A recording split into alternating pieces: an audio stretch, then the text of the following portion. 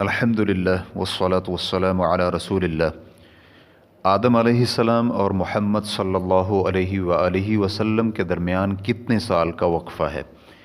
سوال کیا گیا ہے آدم علیہ السلام اور محمد صلی اللہ علیہ وسلم کی پیدائش کے درمیان کتنے سال کا وقفہ ہے؟ رہنمائی فرما دیں۔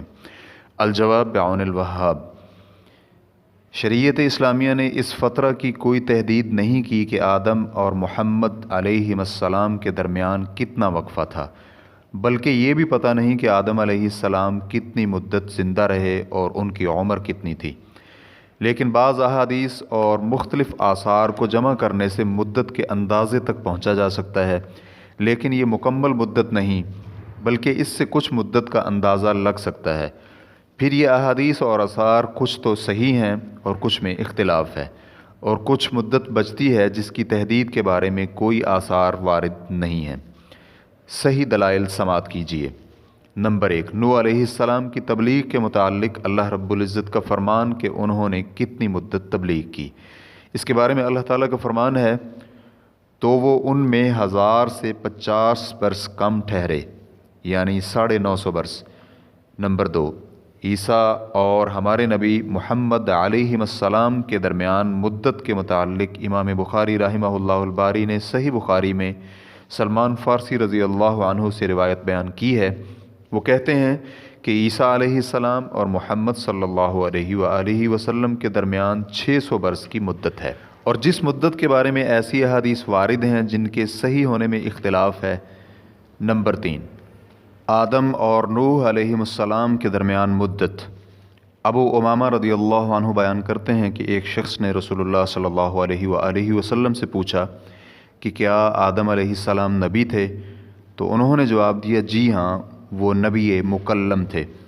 وہ شخص کہنے لگا، ان کے اور نوح علیہ السلام کے درمیان کتنی مدت کا وقفہ تھا؟ تو انہوں نے فرمایا 10 صدیاں۔ اسے ابن حبان نے صحیح ابن حبان حدیث نمبر 6190 اور امام حاکم نے مستدرک حاکم جلد نمبر 2 صفحہ نمبر 262 میں روایت کیا ہے، اور امام حاکم نے اسے صحیح اور مسلم کی شرط پر کہا ہے، اور امام ذہبی نے بھی اس کی موافقت کی ہے، اور ابن کثیر رحمہ اللہ نے البدایہ والنہایہ جلد نمبر 1 صفحہ نمبر 94 میں کہا ہے کہ یہ مسلم کی شرط پر ہے، اور انہوں نے روایت نہیں کیا۔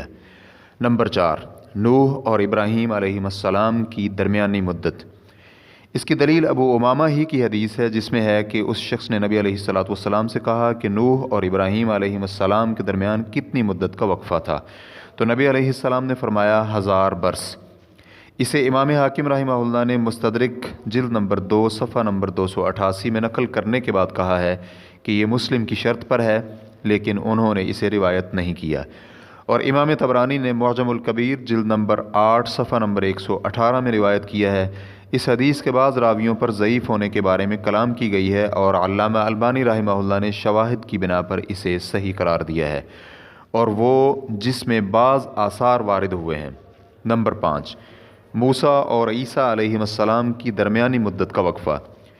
امام قرطبی رحمہ اللہ کا کہنا ہے کہ اس مدت میں اختلاف ہے۔ محمد بن سعد نے اپنی کتاب الطبقات میں ابن عباس رضی اللہ عنہما سے نقل کیا ہے کہ موسیٰ بن عمران اور عیسیٰ ابن مریم علیہ السلام کے درمیان 1700 سال کی مدت ہے، لیکن ان کے درمیان کوئی وقفہ نہیں، بلکہ ان دونوں کی درمیانی مدت میں بنی اسرائیل میں 1000 نبی بھیجے گئے، یہ ان کے علاوہ ہیں جو دوسروں میں بھیجے گئے، اور عیسیٰ اور نبی علیہ السلام کی پیدائش کے درمیان 599 برس کی مدت ہے۔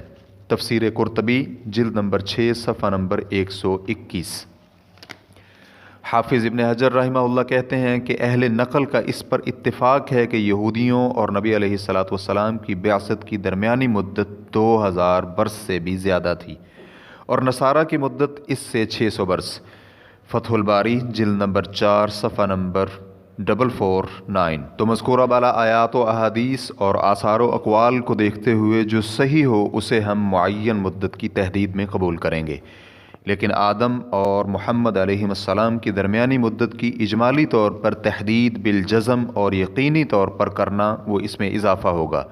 جو کچھ پیچھے بیان ہو چکا ہے وہ کچھ امور پر موقوف ہے، جس میں کچھ یہ ہیں۔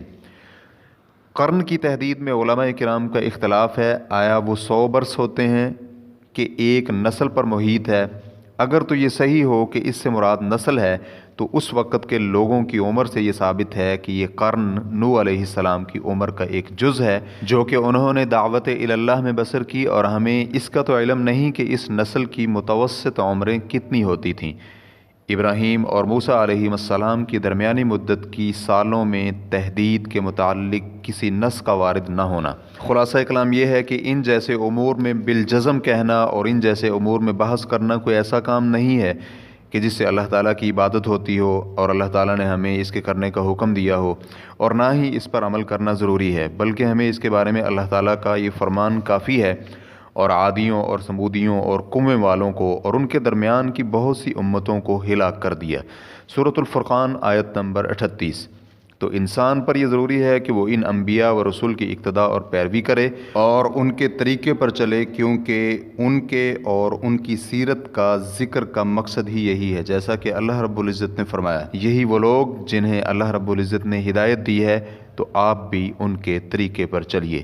سورۃ الانعام آیت نمبر 90۔ واللہ تعالی اعلم۔